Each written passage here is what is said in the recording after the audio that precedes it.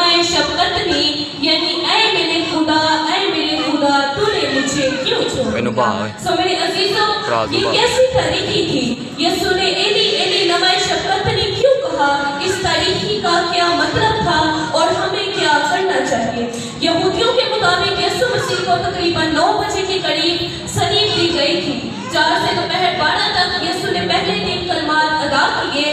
जैसे कि 12 बजते हैं, जब सूरज अपने खूब आबोताब के साथ चमक रहा था, तो मेरे अजीजों, एक हैरत अंगेज वाक़या रूनुमा होता है और तमाम मुल्क में अंधेरा छा जाता है। ये अंधेरा 12 से 3 तक रहता है, यानी तमाम दुनिया जहाँ जहाँ उस वक़्त रोशनी थी तारीकी हो गई। इस तारीकी का रोमन तारीखदान अपनी तसानीस में जिक्र करते हुए कहते हैं कि पिलातुस ने भी तिब्रियास को एक खत लिखकर हालात वाक़ियात की रिपोर्ट दी थी। इसमें भी इसी तारीकी का जिक्र था।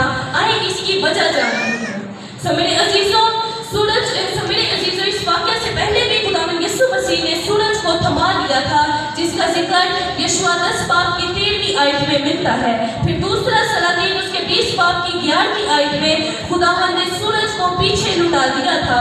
खरूज 10 बाब उसकी 21 आयत में जब मिस्र के ऊपर आफात आई तो सूरज को उनके लिए तारीफ कर दिया गया था। फिर पतरस ने अमाल 2 बाब उसकी 20 आयत मुक़द्दसा में मुक़द्दस जब भी खुदा चाहे वो सूरज को रोक सकता है, हवा में बखेर दिया था। और कुछ लोगों का ख्याल था कि बहुत बड़ी बादल आएंगे जिसने सूरज का रास्ता रोक दिया था, लेकिन मुक़द्दस लूका की अंजील उसके 23 बाब की 45वीं आयत में लिखा है कि सूरज तारीक हो गया था। और वो लफ्ज़ इस्तेमाल करता है इक्लेपो, जिसका मतलब है फेल हो जाना या खत्म हो जाना। सूरज की रोशनी खत्म हो गई थी। ये ना तो बादल थे, ना ही खाक थी और ना ही सूरज ग्रहण था। मेरे अजीजों, हकीकत ये है कि खुदावंद यीशु मसीह ने दिन को रात में तब्दील कर दिया था। खुदा जिसने सूरज को बनाया है वो उसके साथ किसी भी वक्त कुछ भी कर सकता है। सो मेरे अजीजों, ये तारीखी क्या जाहिर करती है? क्या खुदा मसीह पर हुए जुल्मों पर पर्दा डाल रहे थे, या फिर इसलिए कि उसको उनकी लानतान से महफूज रख सके, या फिर वो उसको उसके जख्मों से बहते खून और उसके जिस्म की कमजोर हालत को छुपा रहे थे? क्या ये इसलिए था कि वो उनके खौफनाक मंजर को छुपा सके? क्या ये खुदा की तरफ से एक एहतजाज था उन तमाम जुल्म सितम पर जो उस वक्त हो रहा था?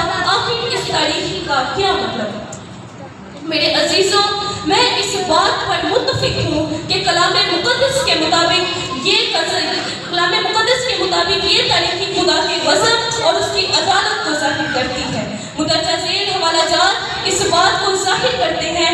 यसाया 5 बाब, मत्ती 24 बाब गज़ब के साथ जोड़ा गया है। खुदा की नजात को हमेशा नूर के साथ देखा गया है। मुकाशवा 6 बाब में जब यीशु मसीह ज़मीन की अदालत करने को आएगा तो तारीखी होगी। मेरे अजीजों, तारीखी अदालत का एक निशान है और यहाँ खुदा तारीखी इसलिए कर रहा है कि गुनाह की सजा की एक ज़ाहिरी अलामत पैदा कर सके। मेरे अजीजों, सलीब खुदा की इलाही जजमेंट है, ये इलाही अदालत का वक़्त है। मेरे अजीजों, खुदा सिर्फ एक चीज़ की अदालत करता है और वो है गुनाह।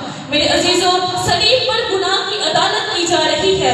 वो हमारे गुनाहों के लिए सलीब पर दिया गया, उसको हमारे गुनाहों की सजा मिल रही है। मेरे अजीजों, खुदा जानता था कि यही तो वजह है उसकी दुनिया में आने की। वो मरने के लिए ही दुनिया में आया था। सो मेरे अजीजों, वो गुनाह के बगैर था, लेकिन उसने हम सब के गुनाह उठा लिए। लेकिन इसने हम सब के गुनाह उठा लिए और अपने आप को सलीब पर कुर्बान कर दिया। सो मेरे अजीजों, यीशु मसीह खुदावंद के इस गज़ब को बर्दाश्त कर रहा है। उस पर खुदावंद के गज़ब का प्याला उंडेला जा रहा है। उसने हर फर्द के लिए मौत का मजा चखा। सो मेरे अजीजों, हम सब जानते हैं कि खुदावंद यीशु मसीह बेगुनाह था। उनको जिनकी सजा मिल रही थी वो आपके और मेरे गुनाह थे।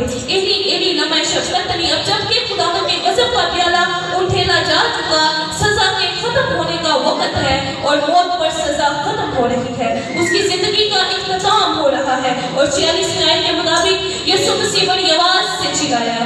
पिछले 6 घंटों से वो बेपनाह कर्ब में मुब्तला था। मेरे अजीजों, फर्ज करें कि आपके हाथ और पाँव में कील लगे हों और आप सलीब पर लटक रहे हों और आपका जो सांस है वो मुश्किल से निकलेगा और आपके सर पर कांटों का ताज रख दिया गया ہو اور سر سے اور آپ کے سر سے خون نیچے کی طرف بہتا ہو تو سوائے ہل جل کے آپ کچھ نہیں کر سکتے۔ میرے عزیزوں، جسمانی دکھ سے بھی بڑا ایک اور دکھ تھا جو میرے اور آپ کے نجات دہندہ نے صلیب پر لٹکتے ہوئے سہا، اور وہ دکھ تھا روحانی طور پر سزا کو برداشت کرنے کا۔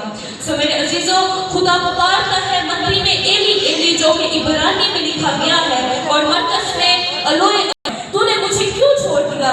یہ زبور 22 اس کی پہلی آیات کے الفاظ ہیں جو کہ مسیح نے دوہرائے۔ یسوع مسیح نے خدا کو ہمیشہ باپ کہہ کر پکارا، لیکن یہ پہلی دفعہ یسوع مسیح نے اس طرح خدا کہہ کر پکارا۔ میرے عزیزوں، یہ ایمان کی کمزوری نہیں بلکہ یہ ظاہر کرتا ہے کہ اس کا بھروسہ اب بھی خدا مند پر ہے۔ خدا سے وہ قریبی رفاقت ختم ہوئی، لیکن میرے اور آپ کے نجات دہندہ کا بھروسہ، ایمان اور توکل اب بھی خدا پر ہی ہے۔ میرے عزیزوں، اس علیحدگی کی کیا وجہ تھی؟ یسوع مسیح نے اے میرے خدا کیوں کہا؟ اس کو سمجھنا انسانی عقل سے پرے ہے۔ میرے عزیزوں، جیسے خدا کی تثلیث کو بیان کرنا مشکل ہے، ویسے ہی خدا کی جدائی کو بیان کرنا مشکل ہے۔ کیا مسیح خدا نہیں رہا؟ کیا مسیح خدائی کی فطرت سے جدا ہو گیا تھا؟ کیا یسوع مسیح کی رفاقت خدا کے ساتھ ختم ہو گئی تھی؟ جی ہاں، وہ اپنی ذات میں اس وقت خدا ہی تھا، کیونکہ اگر سے خدائی ختم ہو جائے تو وہ بھی ختم ہو جاتا ہے، پر ایسا ہو نہیں سکتا۔ اس کو سمجھنے کے لیے آئے دیکھتے ہیں کہ جب خدا یسوع مسیح کا تجسم ہوا تو تب بھی ایک علیحدگی ہوئی تھی۔ کیا آپ اس علیحدگی کے بارے میں جانتے ہیں؟ یوحنا 17 باب اس کی 5ویں آیت میں لکھا ہے، اور اے باپ، مجھے اس جلال سے جو میں دنیا کی پیدائش سے پہلے رکھتا تھا اپنے ساتھ جلالی بنا دے۔